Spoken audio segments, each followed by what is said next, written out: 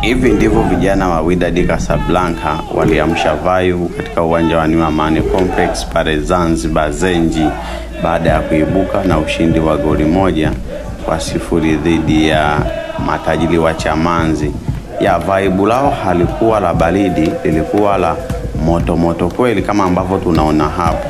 Kwa bahati mbaya Kiarabu mimi sielewi. Kama kuna mtu anaweza kuelewa Kiarabu atutafsirie walikuwa wanaimba wimbo wakisemaje, wakiimbaje. Atuambie hapo wimbo ulikuwa unasemaje huo wimbo. Tukumbuke ni ugenini, watu wanaliamsha Vibe kama hivi. Yaani hata mwenyeji hafikii. Hii ni dharau.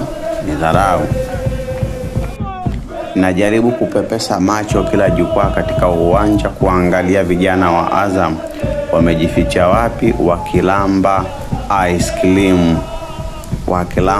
ice cream.